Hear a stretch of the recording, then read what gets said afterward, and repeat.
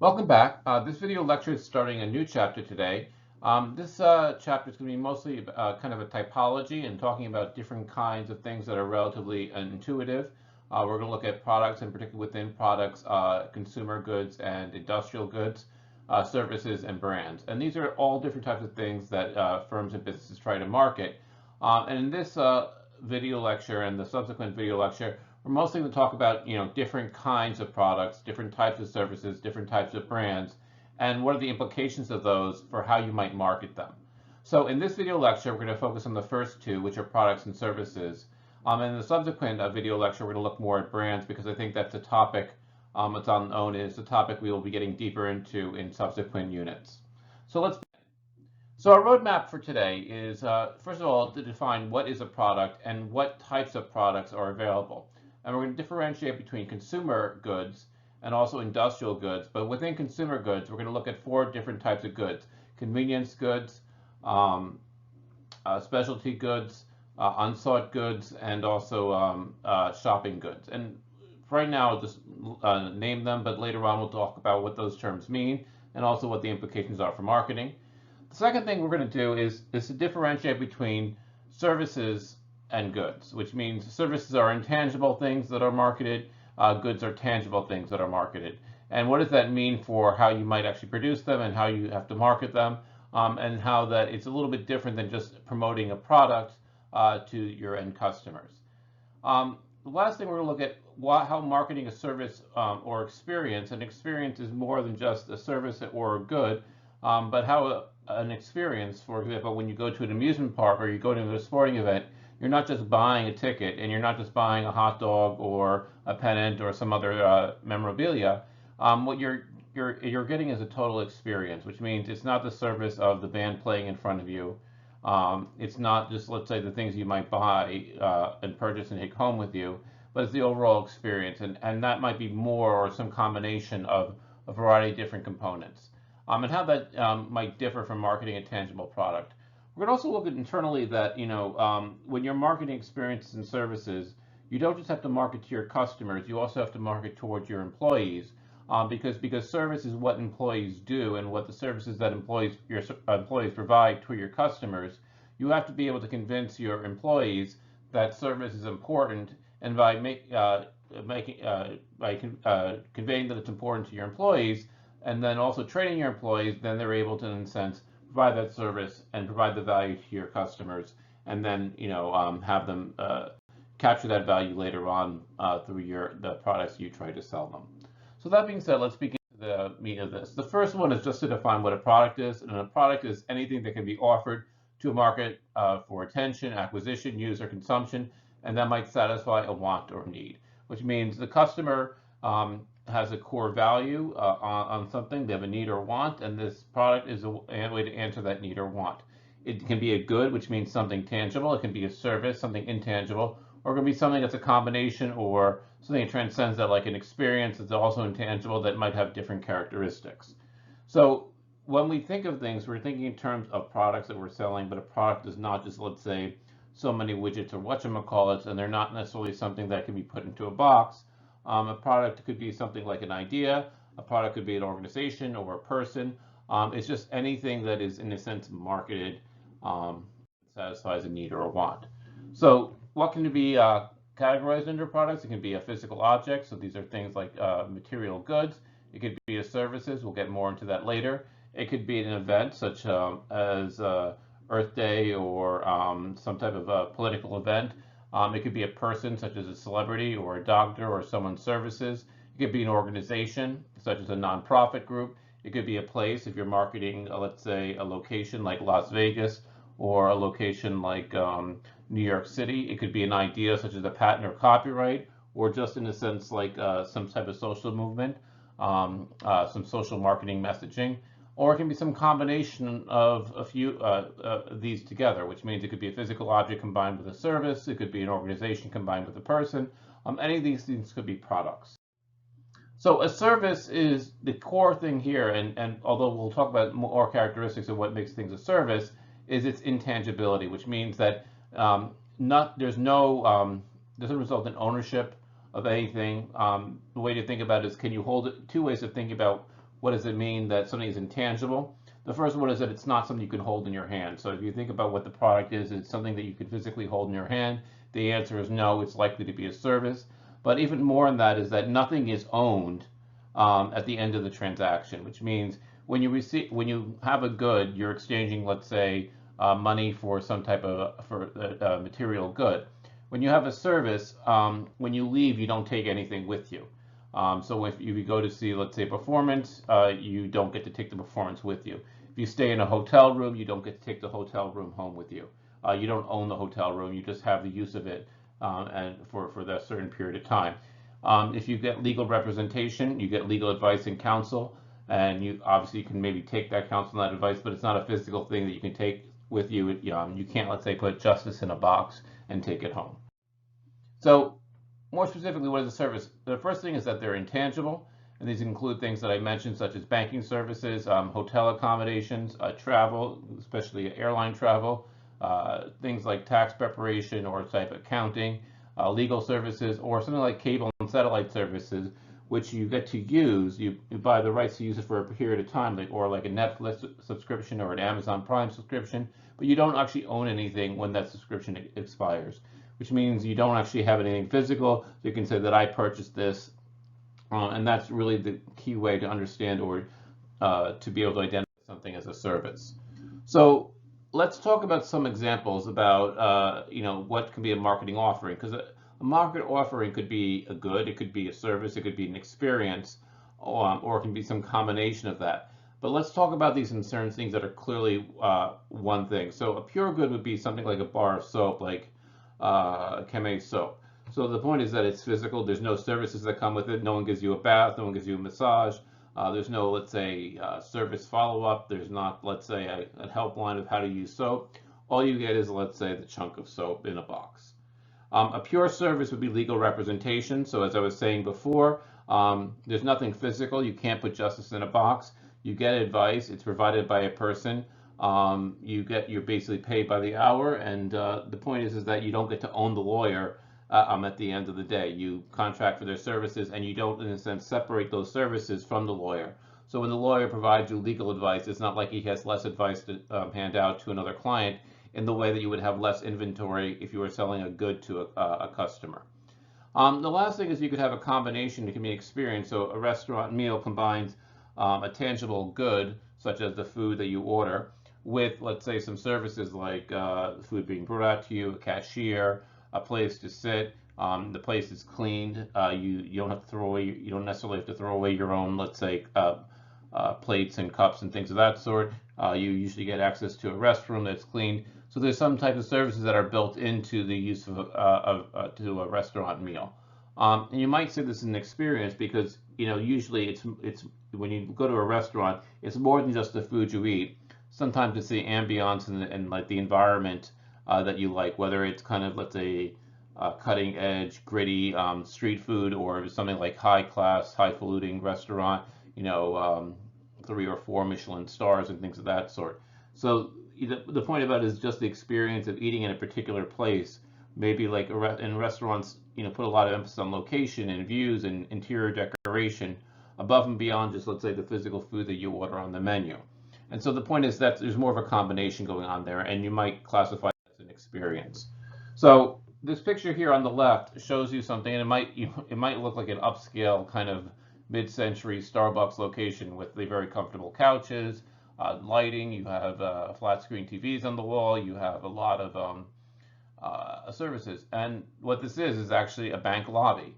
But it doesn't look like a bank lobby that's functional in the sense that you have lines where people line up for a teller, where you have a bank with a bank of teller booths where you go up to and conduct your services. You don't see an ATM in a wall.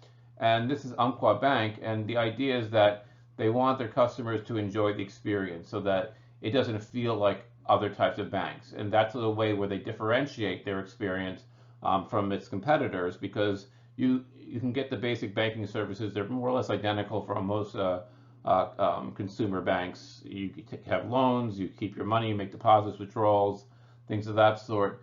And whether it's a hole-in-the-wall bank or something with marble columns outside, more or less the services are the same. But if you make the experience more pleasurable, which means instead of having to stand in line and wait behind someone, if you can relax, have good Wi-Fi, and it's not just for a bank, but you can think that Starbucks is the same way. And one thing that differentiates, for example, the experience of having coffee at Starbucks versus having it at Dunkin' Donuts is the idea that Starbucks used to kind of have this coffee lounge type of feel to it, while Dunkin' Donuts was you went in, you ordered it, and they gave you coffee and you got it to go. Now, recently, Starbucks has gone more for drive-through, but because they find that there's a better profit margin by having that type of business. But one thing that made Starbucks at least popular in its early days is the idea that they differentiated the experience of ordering coffee from just the coffee itself. So when you look at a product, and taking a step back from goods and services, you might think of them in terms of three different levels. And the core level is, what is the customer value? What is the need or want that's being answered for the customer? So when you get a phone, it isn't about the phone itself. It's getting communication or a camera, or in a sense, it might be a designer item, an accessory, more so than it is a phone for like calling people. So the idea about it is, what is the customer really buying? And so the point about this is more than just what the physical product is. When you're buying a water product, it's not just the water itself, it's the idea of refreshment, it's the idea of purity or lifestyle choice or things of that sort, and all those things can be important. The next level of the product is, the features and characteristics of the actual product. So when you look at what are the things, it could be how many different features or add-ons there are to the product. It could be the level of quality of the product. It could be the packaging, which means, and we talked about this in a few video lectures ago, that in certain places in the world, if something is not well packaged, it will not be accepted. And probably the best example of this culturally is Japan. I once read a whole book that just talked about like the mentality of packaging, where if you go into a Japanese stationery store, you can have 5 or 6 different levels of wrapping for something, and that is a way where they feel comfortable that if something is not well packaged, it's basically considered low quality. So the features are talking about things like the functionality to something. Design can be something more like how something looks. So the best example of this would be smartphones. The Apple phone, which the Apple products, which all have kind of this rectangle with rounded corners design. And there's a famous case where Apple sued Samsung because the Galaxy phone actually kind of mimicked some of the Apple design. Once again, the rectangle with the rounded corners, and won $1 billion lawsuit against Samsung. So the point is that design can be part of the product even though it doesn't affect the functionality. Just in the same way that the exterior of a car, which might not affect how the car drives, can be distinctive about how it looks. And there's some cars that are particularly distinctive, such as a Dodge Charger, a Mustang, a Hummer, a Jeep, and that design kind of identifies it regardless of what the actual functionality of the car, meaning the engine and the wheels and things that make it go. And then the third level of the product is you might call the augmented product, which is things that are added on and the services that are embedded into the product. So what you see often with automobiles today is you don't just buy the automobile, but you get a service plan built into it. So they don't want you taking this car to any mechanic. They want you to take it back to the dealership and have the dealership's mechanic work on it, and they build that into the price. And that's kind of reassuring that if anything goes wrong with your vehicle, that the dealer will make it right or fix it, and basically kind of augments the product that they're trying to sell it to you. It can be added, if there's a warranty, as I said, after sales service. It could be a helpline or a customer service line. It can be very often can be extending credit. In fact, most automobile companies, the main source of their profit isn't selling you the automobile. It's the interest they make on making auto loans to purchase their vehicles, which is one reason why they're very interested in making sure that they're very generous financing terms to a lot of their customers. So this is just kind of repeating what I was saying around the diagram, is that you can think of 3 different levels of product: the core customer value, what is the need or want that's being the consumer is having satisfied. The second one is the actual product, which can be the brand name, the functionality or features, the design, packaging, quality level, and the augmented product are any additional service or benefits that are beyond the actual tangible product that you're buying. So support, service, credit for purchases, instructions, installation, One good example of this is that last year I bought a new oil furnace for our home, and you can buy the oil furnace online. You can go onto an online store and purchase it, and it would cost you about a half of what it cost to pay for it to be installed. Because there were some other, let's say, augmented products embedded in it. One is the installation by a professional, which means I wouldn't do this and I don't recommend this, but like if you're really handy, you might be able to install an oil furnace or a water heater.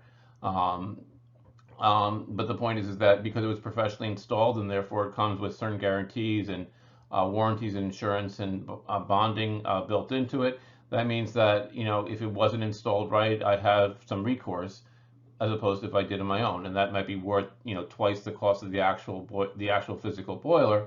But another thing that was built into it was like a year of service. So if anything went wrong in the first year, without any additional charge, the installer would come in and address the problems that it had, and that obviously makes it more valuable.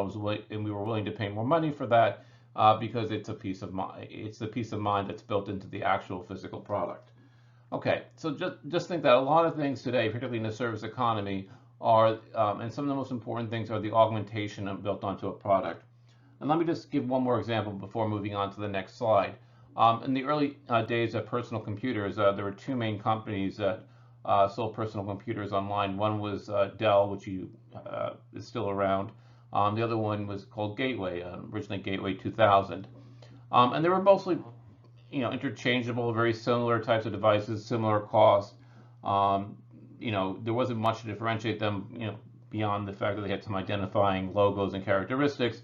But one thing that was really important, and one reason I think that Dell is still around and Gateway is no longer a major player in the personal computer market, is that the customer service for Gateway was just horrid. And I can say this as someone who owned both of them and experienced both. When I called Dell customer service, the problem got fixed. When I called Gateway, I could be on it for 2 or 3 days, and really they had no solution to that. And it wasn't that, Gateway's product, its computer was that much worse. My Dell broke down, my Gateway computer broke down with about equal regularity. But the point is when it broke down, Dell got back to me and addressed the problem, while Gateway left me very often several days in computer limbo. So we talked about the products, and we're going to talk about consumer products and industrial products. And consumer products are basically products that are bought by consumers for personal consumption, as opposed to industrial products, which are sold toward businesses as we could say inputs into the products they're selling to our consumers. So we're going to classify consumer products into 4 different types, and we're going to talk a little bit about how these 4 different types have different implications for how you might market them. And these 4 types are convenience, shopping, specialty, and unsought goods. So let's talk about the first one, convenience goods. So a convenience good is something that is purchased frequently. It's something that is relatively interchangeable, and you're not going to be involved in a lot of comparison shopping. And so the less comparison shopping means the way you're going to market this is not, in a sense, you're not going to emphasize the difference between you and your competitors as much. What you're going to mostly differentiate in the way the major part of the marketing mix that you're going to have here is by price, is because people are not going to perceive big differences in quality, and therefore small differences in price can make a big difference about how consumers are going to choose. You might have mass advertising and promotion, but this is mostly to raise the awareness that this is something that you need to buy, but they're not going to focus really much on the details of the product. And so what you often see with this is that advertising the name, but not really talking about anything detailed. So McDonald's advertisements are very often like this. They really have very little to do about the restaurant, and they all have to do about situations or kind of amusing the viewer. So a good example of a convenience good might be something like pencils. Most people don't even know what the different brands of pencils are. They're kind of interchangeable. One pencil is just as good as another. And so what's going to change your mind about which purchase is going to be mostly about differences in price. The other thing that defines convenience goods is that there's going to be widespread distribution. So think of the things that you can buy in almost any type of retail situation: a convenience store, a gas station, a drugstore, a department store like Walmart, a hardware store like Home Depot. And what can you buy in all these things? Glue, stationery, pens and pencils, soft drinks, uh, you know, snacks, things of that sort. And the point about it is it doesn't really matter where you get it. The idea is these are things that are frequently and people are just going to get them at their convenience. So candy, soda, newspapers would also be good examples of convenience goods. Going back, another type of products are shopping products, and shopping products are going to be defined by products that are going to be higher in price. And so the process is that people are going to do a lot of research before they make a purchase, because these things are going to be frequently referred to as consumer durables, things that you're going to have for a very long time, and things that have a high upfront price. So things like major home appliances, washer, dryers, refrigerators, dishwashers, things of that sort are going to be examples. Automobiles would be a very good example. Furniture sets such as a dining room set or a bedroom set would be something like this. And I think the big thing about this is that it's going to be around a while, so you want to make the right decision, but also because it's going to be high price, you don't want to waste your money. And so what you're going to see is a lot of comparison shopping. And so the marketing implication here is that you're going to see a lot of things differentiating my product and its features and design versus my competitor's product, features, and design. And because you know that you're going to do a lot of research, and what you're going to do is that it's going to be more what's called selective distribution, which means that the product is only going to be available not everywhere, but probably in a few key locations. So if you think about cars, they're mostly a few dealerships, and they're relatively limited. Like you don't have a dealership in every single town. I mean, we have a lot locally, but the point is that there's not, let's say, a Curry, a Subaru in every single town, a Toyota dealership in every single town, a Chevrolet, Ford, etc. Same thing with appliances.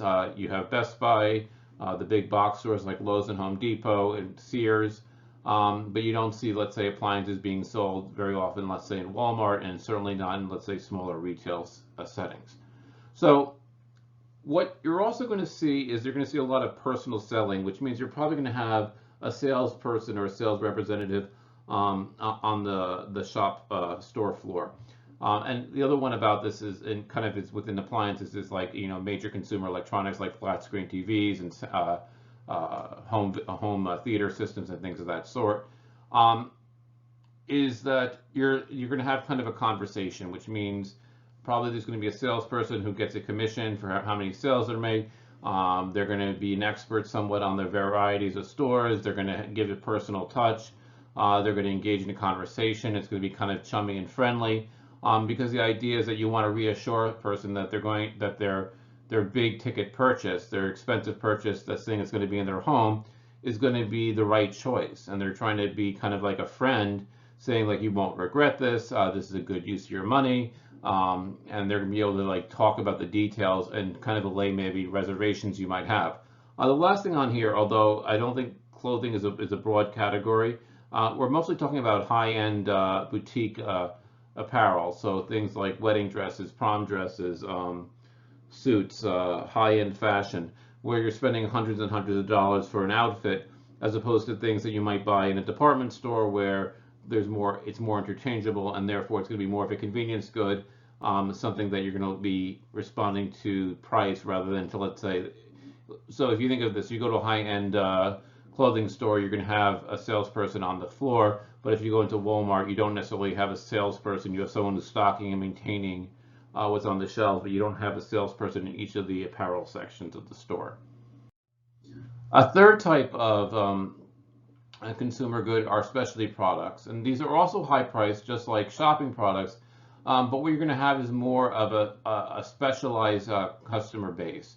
So there's going to be strong brand preferences, which means that people are going to say, I buy this brand and no other. And so when you talk about luxury goods or exclusive goods, people are going to be very loyal, and people are going to have clear preferences, which means that you don't really have to convince them they already like this. So we did a case study earlier this year about Porsche cars and how people like them because Porsche brands are different than other, let's say, high-end automobiles, because they were actually difficult to drive. And so it's for the person who kind of wanted a challenge and enjoyed the driving process rather than saying just the cost of the vehicle. So you more or less, you've already sold in some ways. People already like your product. They're not going to shop for a different product because you have kind of an expert customer base. They've already informed themselves. They're already going to know what the details are. You don't need to tell them what they are. It's more about reassuring them that yes, you want to pull the trigger now and you want to make this purchase. So what you're going to see is more exclusive distribution, because a big thing about specialty products is that you're kind of flattering the customer that you're an expert who knows enough to go to, like, say, the one best place to buy the specialty product, whether it's a gun or a fishing tackle, or it's a high-end car or a Rolex watch. And the idea is that if they show up in your store, it's because they want to make a purchase. You don't necessarily need to sell them. In fact, you want to see almost disinterested, like, I'm not sure I want to sell to you because I don't know if you're the type of customer I want buying my product. So what you're going to have is carefully targeted promotions. You have a small customer base, and you're going to have a relatively exclusive or limited set of producers and retailers for this. So good examples would be high-end vehicles like Lamborghini, or luxury accessories like Rolex watches would be a good example of specialty products. The last category here, we have our unsought products. And unsought products are things that people do not plan on buying, or they don't really want to buy. It's only because they know they have to buy it. So this could be things like real estate brokers, insurance salesmen, undertakers, funeral homes, cemetery plots, life insurance. And these can be a variety of different things, but the idea is that people are not looking for that. And so I think it is more about being available. One of good other large category that would fit under unsought products is like handyman, repair work, plumbers, electricians. Some of these things are planned, like if you're planning a renovation of your house, you're going to probably want to get a good contractor with good tradespeople. But if something breaks in your house and all of a sudden it's the middle of the night and you need to have plumbing or electricity or something else fixed, you didn't really plan about this and you just really want someone quickly. And so the marketing that occurs with these types of products are going to be just, you want to be easy to look up. So in the past, this would have been the yellow pages in a phone book, but you can see this in terms of what in modern day you see things like Angie's List or Home Advisor for home repair. And where I see a lot of people marketing these types of services are in things where kind of cheap print advertising. So things like the Penny Saver. I see things like on the placemats at diners. If you look at, let's say, go to the Mohegan Diner, when it opens again, you'll see kind of all the different advertisements on their placemat. And these are the types of businesses that you would classify as selling unsought products. Another one where you see them is like in church, and I don't know this personally, but I guess synagogue bulletins, where on one bulletin you might see some advertising for local businesses, HVAC, plumbers, funeral homes, insurance salesperson. The strategies can vary because there's a big difference between these products. They're not really the same kind of product. So you can have ones that are very expensive and ones that are relatively straightforward. So a repair could be very, very, very expensive, or it could be a token amount. The distribution, and a lot of these are local businesses, but if it's about like life insurance, it's going to be more of a national business. So you see a lot of ads, and once again, these ads are kind of mostly to entertain rather than to explain the details for insurance. So if I think of Geico ads or State Farm advertisements, you really don't you get a jingle, you get a line. If you think of State Farm is that they've insured something because they've seen everything under the sun, or Geico, kind of in 10 minutes you can save 10% or more. And then compare that to kind of local, like small businesses like handyman and tradespeople and things of that sort, would kind of fall under the same category. So those all four categories were tied to consumer products, and we're going to talk a little bit about industrial products, and these are products that are kind of sold to businesses. And the distinction is that it's what it's going to be used for. We're sort of seeing some examples of this in the pandemic, particularly with the food supply, is that restaurants buy food, people buy food to bring home and cook in their homes. Essentially, they're the same item. But what we're finding in this is that because the restaurants are closed, people are buying more food to cook at home, But the distributors, the farms and whatever, the food supply chain, is that they're not set up, so they can't just redirect the food that would have gone into restaurants, into institutional use, into grocery stores, and so they're destroying, dairy products and meat products, or whatever, because they don't have the ability to target that.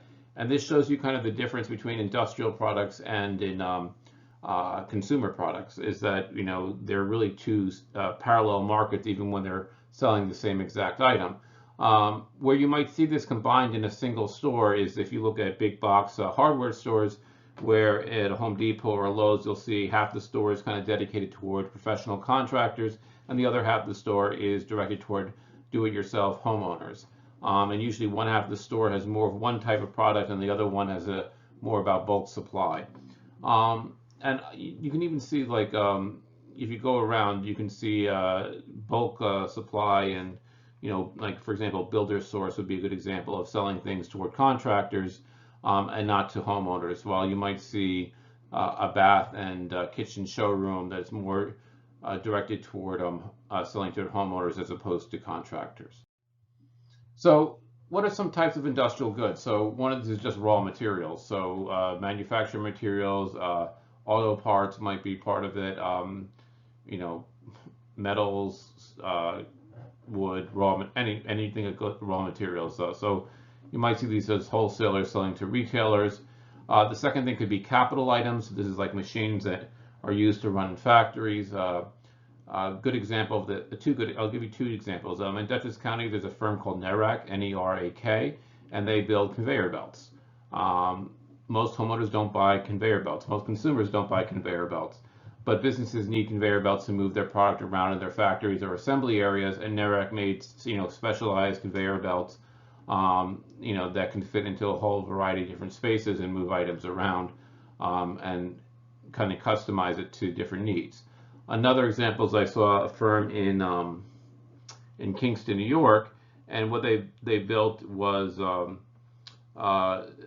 food processing equipment. So they were building kind of a production line for someone that did cooked hams, and it filled an area 3 or 4 times the size of the gym in our high school. And they had to have all the different stages of the production process. But that would be an example of a capital item. You're not going to be selling that to an end consumer. You're going to be selling it to a business, and usually kind of, in a sense, tailored or customized to your particular business. And as a result, you're not really selling. You're selling solutions. You're not selling, a standardized product. So it can be supplies like supplies that are, consumable, usable office supplies. It could be things like maintenance, like landscaping, repair items, things of that sort. Some other things that might be offered that don't fit into consumer goods or industrial goods could be things like organizations. And I just saw this recently because I was looking up a church that is down the street from where I live. And I was looking it up, and the first thing I found it is in a business directory. And you don't think of churches as businesses, but in some ways you can think they are. They're just nonprofit businesses. Same thing with private schools, which they're businesses as well as institutions of learning. And so you're kind of sometimes marketing an organization, and you see this particularly with marketing colleges, which colleges are businesses, and I think we often forget that because we see them as schools. And the schools, we don't necessarily think about the money side of it, except that when we pay tuition. But universities and colleges do a lot of marketing. And if you are a junior or senior, you probably have been on the receiving end of a lot of that marketing. It can be used to sell people. So politicians, they're trying to sell themselves as the product, right? Vote for me because I'll deliver certain policies, or I have a certain personality that you want to support. It could be sports celebrities. Air Jordans, even though they're selling, sneakers, but the point is you're really selling the persona of Michael Jordan. It could be places such as cities like Las Vegas as a hospitality center. It could be Atlantic City. It could be a casino. It could be marketing as a place as a business-friendly environment. And so you see this a lot, in local chambers of commerce, and you also see this in the I Love New York programs where they're promoting, let's say, doing business or New York Works in different parts of the state. And you see this sometimes when you drive on roads and interstates. You'll see signs where New York State has different promotions for different areas. And lastly, you can ideas. So these could be patents and copyrights, which means you're buying and selling different ideas. But it also could be a public health campaign. So a public health campaign that you've seen around is like the stay-at-home campaign. The idea of trying to convince them or flatten the curve, because you want to get that idea out and convince a lot of people very quickly. But it could also be for other social purposes like environmental campaigns, family planning, promoting human rights, promoting awareness of various issues around the world, and you can promote those ideas as well. So one example of this would be the United Negro College Fund. And if you grew up in the 1980s, you saw an advertisement, you saw this slogan all the time, a mind is a terrible thing to waste. And this is a nonprofit that raises money to support African Americans going to college, and it's a very old one. But it's a social marketing, and they're trying to influence people's behavior. They're trying to influence donations to a good cause. And even though they're not making a profit, it's still a form of marketing because you're selling something, a need to maybe address an issue that you're concerned about or something you want to do something about, but you don't know how to go about doing it. So individual product decisions, and this is mostly from the decisions from the business side, is you have to decide what are the attributes, what are the characteristics, features of your product, how are you going to brand it, and then packaging and labeling, and finally whether you're going to provide any additional services, the augmented product that are going to go around the product that you want to sell. So let's talk about some of the different product and service attributes that might be out there. So one thing is about quality, and the most obvious thing about quality is performance quality, which means how well does it do? Does it, for the functions that it's supposed to perform, how well does it do that? And as we talked about before, when performance is above expectations, consumers are going to be delighted. When they're lower than expectations, they're going to be disappointed. But even if it's high performing, something that might be very important is conformance quality, which means how well does it work with other things that you use? Like when you buy electronic devices, you want them to be compatible with each other. When you buy a new computer, you want it to be able to run the software and use the programs and files that you have from previous computers. And if it's not, you might be willing to sacrifice some performance for more conformance to conform to the things you already have.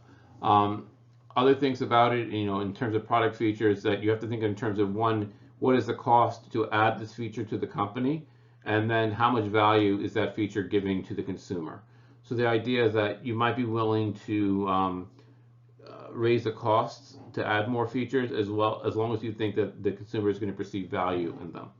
And then lastly, product and style design. And we talked about, people, like for example, Apple products are very well designed. I think they're more important as design than in terms of their functionality. I think I think Apple products are subpar, at least in my own experience. But the one button interface, the design of the rounded edged rectangle that typifies all their devices, they have made it so that people really like to use that and very easy for, as I say, dummy proof for a lot of different people to use. So it's become as much of an accessory item because of the emphasis on the design as it is as a technology product. So one thing about product support services is that you need to monitor. You want to monitor how customers are using your product and the quality of these services. One is that you get a lot of information about how people are using your product, what problems they're interacting with about your problem they're encountering about your product, and allow you to fix those problems. And people understand that sometimes things don't work, but if you don't fix the problem, they can be annoyed. So very often I see reviews on certain things where people say, well, I bought this and it was broken when it arrived to me, but I'm giving it 5 stars because when I called the company, they solved my problem in a prompt way. So a lot of these support services aren't just for helping the consumer, but they also have a value to the company itself and their ability to rescue maybe a disappointed customer, but also to understand about how you're going to modify and change your product over time as people and to understand how people are using your product.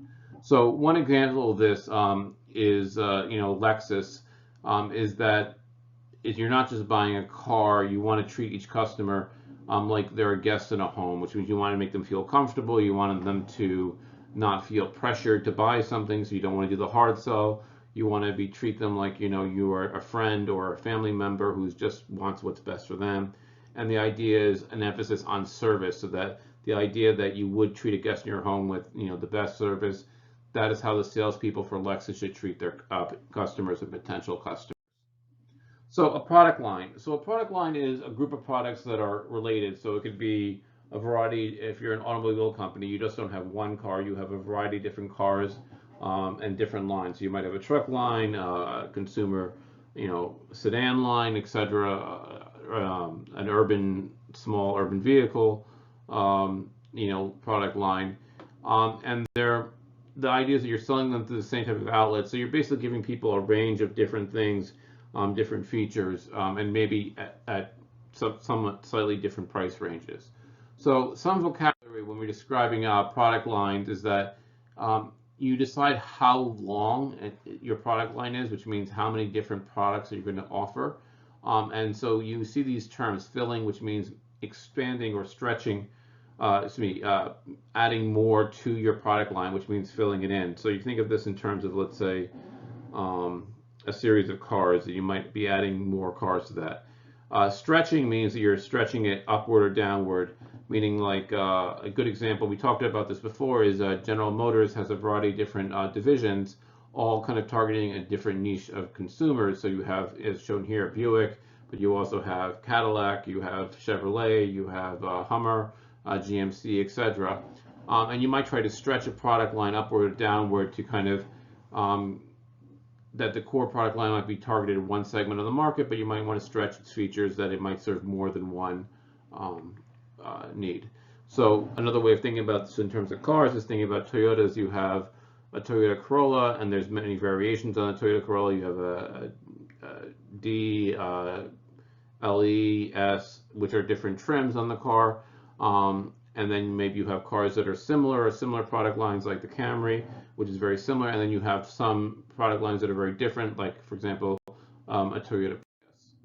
So a product mix is the set of all the product lines and the items that are that a particular seller can offer for sale. So the point is that you're not selling one product, whether it's soft drinks or whether it's automobiles or whether it's stationery. You're not selling one thing, but you're going to have a mix of different products. You don't want them competing and cannibalizing each other at the same time. You want to offer some variety to your customers. So some more vocabulary about this, about the product mix, is that we talk about the width, length, depth, and consistency.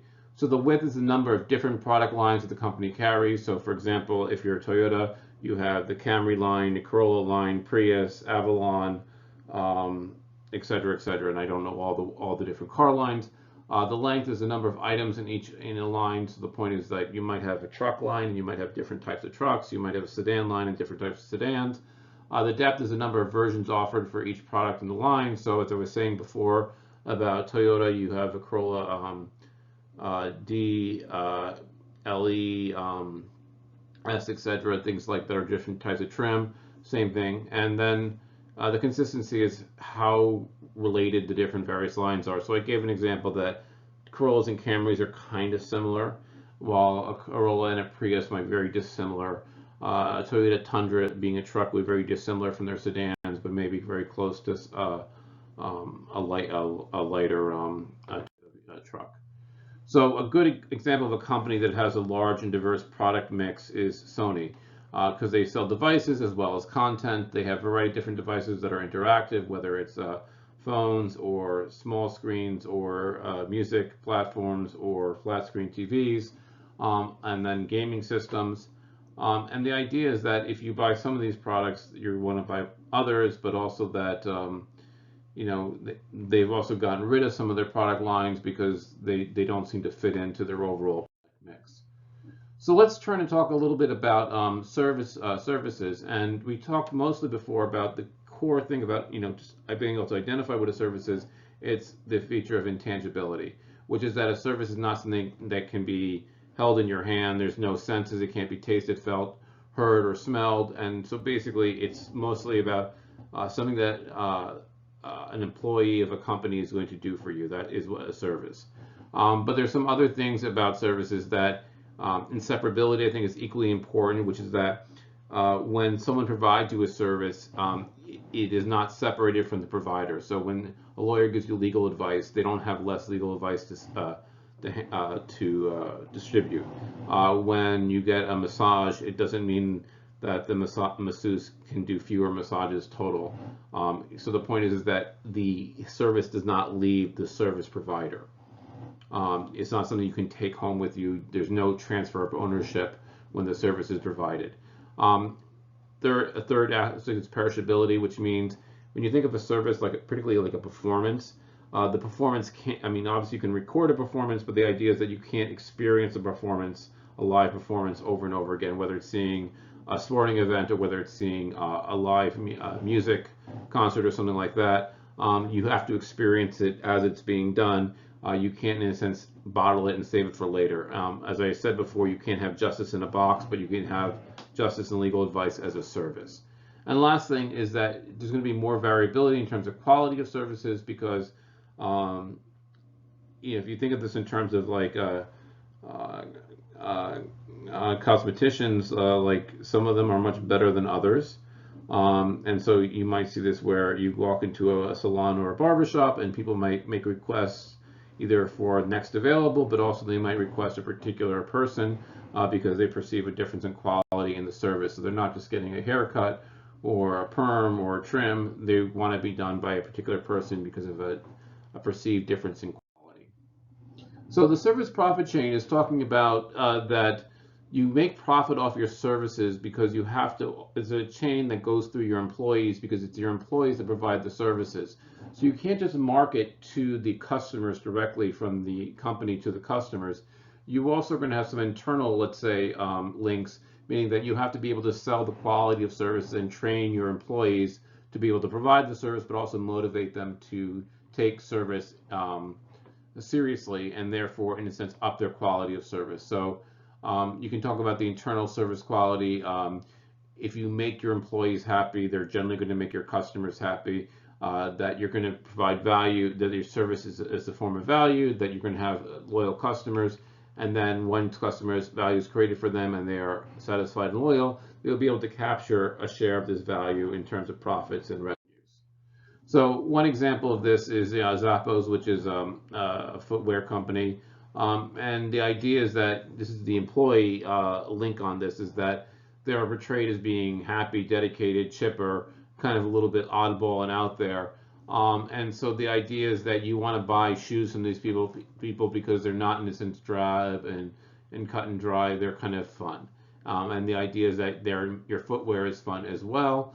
Another good example of this that makes a big effort to create a certain type of work environment would be Facebook, where they kind of embrace like a laid-back slacker culture where everyone wears hoodies and sneakers and is comfortable and doesn't, in a sense, dress business casual or business formal.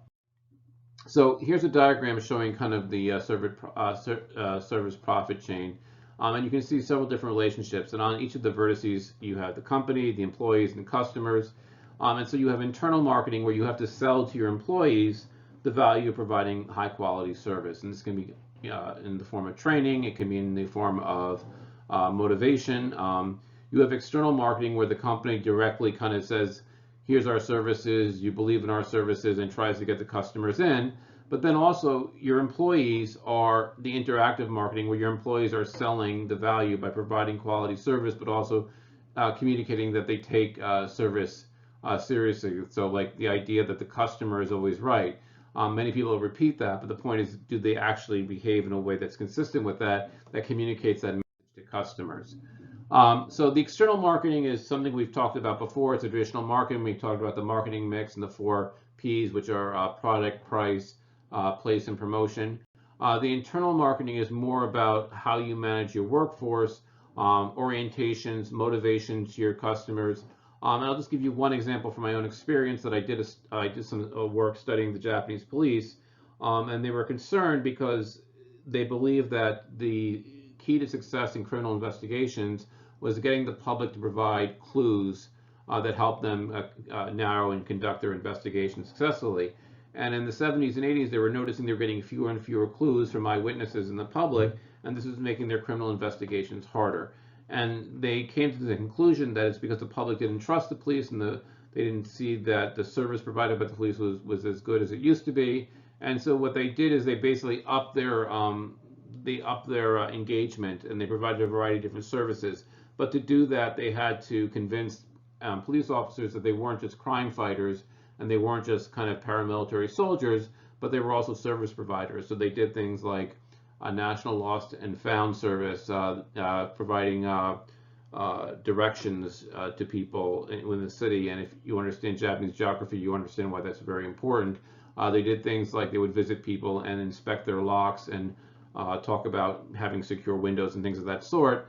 And so that was part of how they got, their production, is that they convinced the frontline police officers that service was important.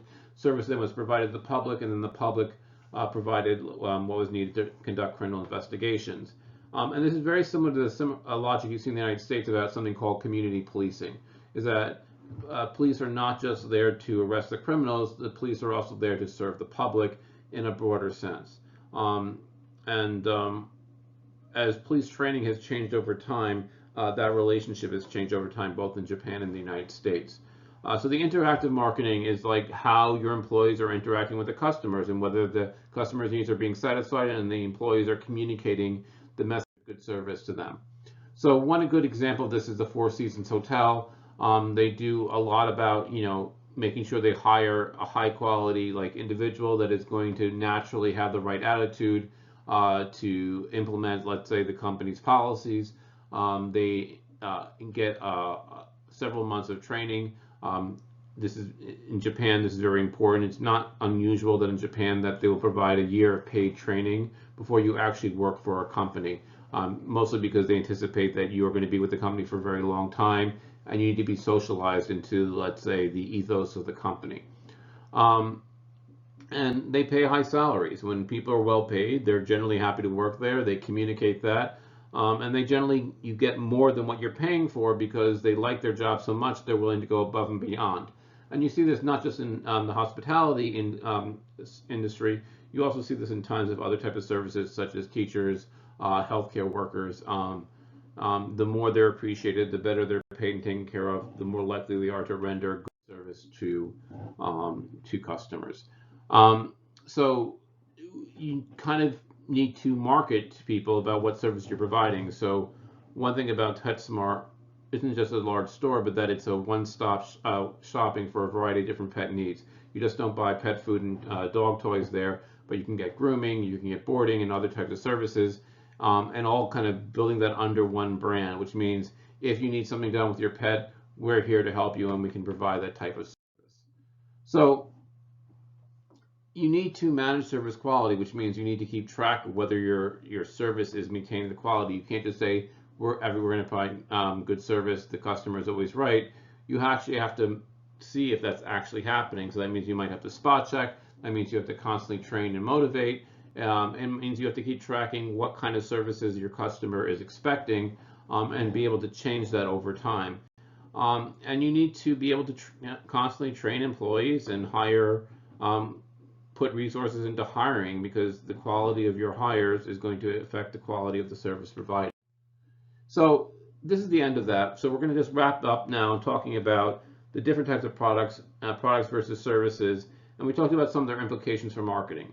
In the next video lecture, we're going to talk more about brand and branding and kind of the process of marketing brands and what goes into that. This is going to be a longer topic, and we're going to go past this unit to talk about it, but this is kind of our first thing. We're going to talk explicitly about brands. So that is for now, and I will see you next time, and have a good night.